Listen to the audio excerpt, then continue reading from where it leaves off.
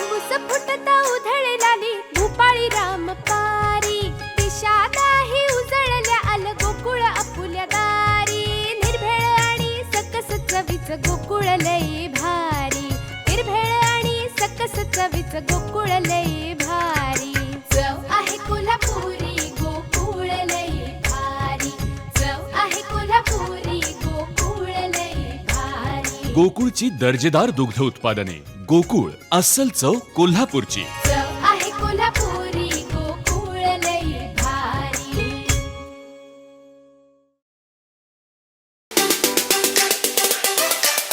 दर्शको नमस्कार. Prudent media नेटवर्कमध्ये मी तुमचं सर्वांचं स्वागत करतोय. खरं तर आज संपूर्ण महाराष्ट्राला पडलेला प्रश्न आहे तो म्हणजे मराठा कार्यकर्ते मनोज जरांगे पाटील यांच्या उपोषणाचं नेमकं काय झालं आहे. खरं तर संपूर्ण महाराष्ट्राचं लक्ष लागलं आहे या एकूणच उपोषणाकडे. गेले 15 दिवस मनोज जरांगे हे उपोषणाला बसलेले आहे आणि ते एकाच मागणीसाठी, आणि ती मागणी म्हणजे मराठा आरक्षण.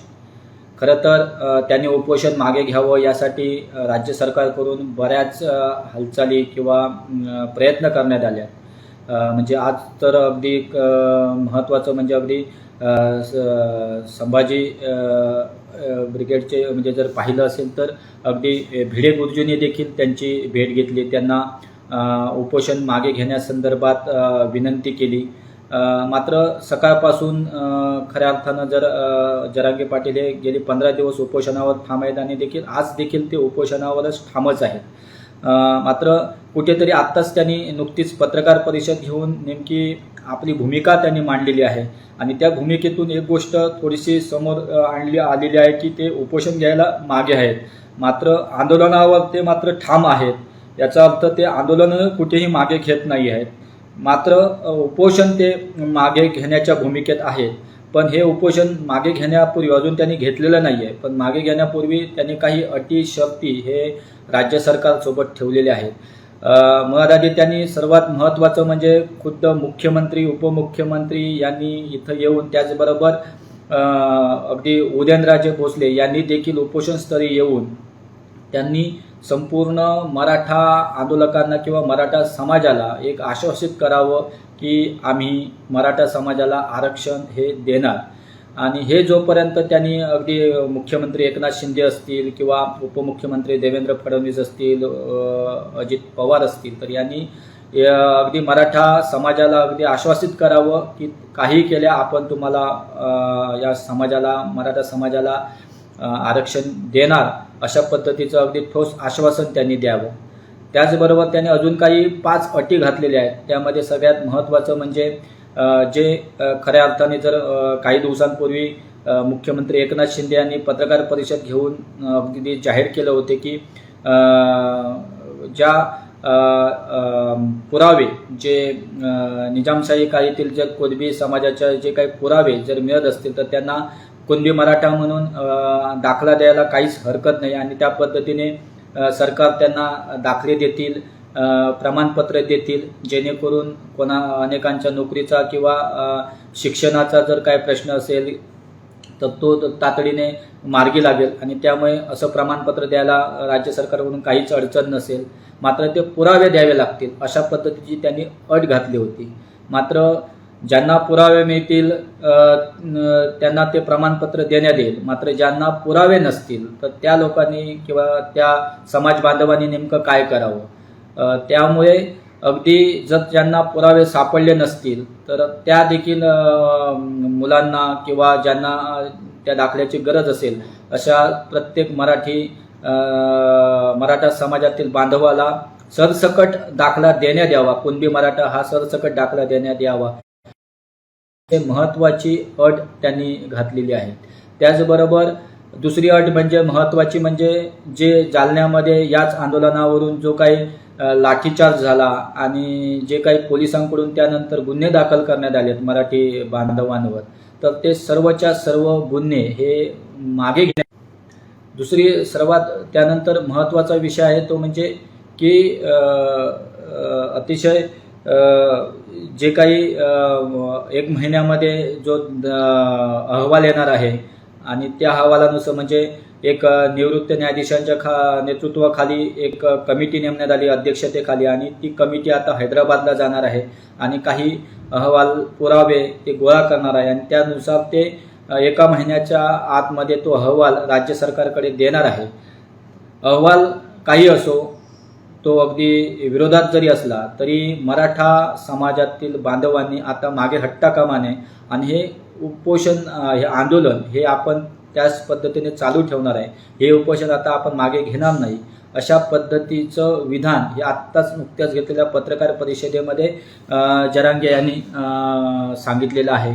त्यामुळे कुठेतरी जरांगे हे राज्य सरकारला पण सहकार्य करायला तयार आहेत, ते उपोषण मागे घ्यायला तयार आहेत. मात्र ज्या काही अटी शर्ती आणि त्यांनी ठेवलेल्या आहेत हे राज्य सरकारने करायला पाहिजे, तरच आपण उपोषण मागे घेऊ, अशा पद्धतीचं विधान हे जरांगे पाटील यांनी आत्ताच केलेलं आहे. मात्र आंदोलनही कुठे आपण मागे घेत नाही आहोत, अशा पद्धतीचं त्यांनी स्पष्टीकरण दिलेले आहे. आणि सर्वच मराठी बांधवांना त्यांनी आवाहन केलेलं आहे की मी जरी उपोषण मागे घेतलं, अजून मी घेतलेलं अगदी हे आंदोलन जरी मी उपोषण मागे घेतलं तरी आपल्याला आंदोलन मागे घ्यायचं नाही आहे. हे आंदोलन जोपर्यंत आपल्याला आरक्षण मिळत नाही, मराठा समाजाला आरक्षण मिळत नाही, तोपर्यंत आपल्याला सुरूच ठेवायचं आहे, अशा पद्धतीचं विधान हे जरांगे पाटील यांनी केलेलं आहे. त्यामुळे खरं तर आज दिवसभर जरांगे पाटील हे उपोषण मागे घेतील का, यावर संपूर्ण महाराष्ट्राचं लक्ष लागलेलं होतं. तर निश्चितच आत्ता जरांगे पाटील हे उपोषण मागे घेण्याच्या निर्णयापर्यंत आलेले आहेत. मात्र जोपर्यंत राज्य सरकार त्यांना ज्या काही त्यांनी 8 अटी ठेवलेल्या आहेत त्याची पूर्तता होत नाही, तोपर्यंत मात्र यावर अजून निश्चितही त्यांनी निर्णय दिलेला नाही आहे. त्यामुळे आता राज्य सरकार पुन्हा एकदा कोंडीत सापडलेलं आहे की जरांगे पाटील यांनी जे दिलेले जे 5 करावी लागेल आणि तरच जरांगे पाटील हे आपलं उपोषण मागे घेतील. आणि त्याचवेळी त्यांनी हे पण देखील सांगितलेले आहे की 1 महिन्यामध्ये जो अहवाल देणार आहे, जी समिती नेमलेली आहे, तर तो अहवाल मग तो विरोधात देखील असला तरी आपण उपोषणावर ठाम. जर पाहिलं असेल तर मराठा समाजाचं हे आंदोलन दिवसेंदिवस तीव्र होत चाललेलं आहे. महाराष्ट्रामध्ये अनेक ठिकाणी आता हे आंदोलन सुरू झालेलं आहे. त्यामुळे ही आंदोलनाची लढाई ही अतिशय आपल्याला तीव्र करायचं आहे, अशा पद्धतीचं देखील विधान हे जरांगे पाटील यांनी केलेलं आहे. आणि त्या पद्धतीचं आव्हान हे सर्व मराठा आंदोलकांना, मराठा समाजाला त्यांनी केलेलं आहे. दुसरं आता कुठेतरी अगदी जर पाहिलं असेल तर एकीकडे हे आंदोलनाने संपूर्ण महाराष्ट्र पेटलेले असताना त्याच दरम्यान अगदी सगळ्यात कोकणातला किंवा संपूर्ण महाराष्ट्रातला सगळ्यात मोठा सण तो म्हणजे गणेशोत्सव हा अवघ्या त्या काही दिवसांवर येऊन ठेपलेला आहे. त्यामुळे खरं तर संपूर्ण महाराष्ट्रात विशेष करून कोकणामध्ये याचा उत्साह दिसत आहे.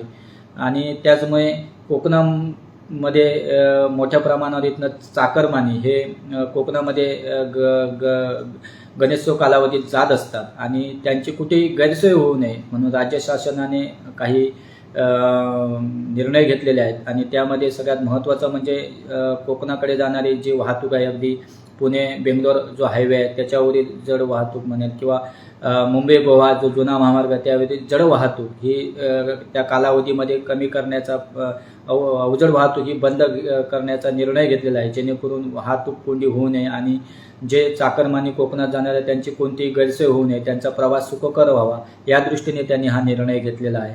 त्याचबरोबर कोकण रेल्वेकडून एक अतिशय महत्त्वाचा निर्णय घेण्यात आलेला आहे, तो म्हणजे कोकणाकडे जाणाऱ्या 3 रेल्वेंना जादा डबे ते लावणार आहेत, जेणेकरून जे मोठ्या प्रमाणावर प्रवासी आता कोकणाकडे निघालेले आहेत तर त्यांची गैरसोय होऊ नये, त्यांना कोणताही त्रास होऊ नये, त्यामुळे जादा डबे लावण्याचा हा निर्णय घेतला आहे. तो निश्चितच कोकणवासियांसाठी आणि विशेष करून मुंबईतून जे कोकणाकडे जाणार त्यामुळे राज्य सरकार एकीकडे या मराठा आंदोलनाच्या बाबतीत काहीतरी तोडगा काढण्याच्या प्रयत्नात असतानाच पुन्हा गणेशोत्सवाच्या दृष्टीने जो काही उत्साह आता वाढत चाललेला आहे तर त्या दृष्टीने देखील राज्य सरकार त्या बाबतीत काही निर्णय घेताना दिसत आहे. त्यामुळे निश्चितच संपूर्ण महाराष्ट्राचं लक्ष आज मराठा आंदोलनाकडे असतानाच, मराठा समाजाच्या या एकूणच आंदोलनाकडे असताना, या उपोषणाकडे असतानाच कुठेतरी एक पाऊल मागे हे मनोज जरांगे पाटील यायला तयार आहेत. मात्र आता राज्य सरकारने नेमकी काय भूमिका घेणार आहे याकडे आता सर्वांचं लक्ष लागलेलं आहे. आमचे दिवसभरातले सर्व अपडेट्स, ताज्या घडामोडी आणि थेट लाईव्ह पाहण्यासाठी सबस्क्राईब करा, लाईक करा कोकणचं नंबर 1 महा चॅनल कोकण 7 लाईव्हचं YouTube चॅनल.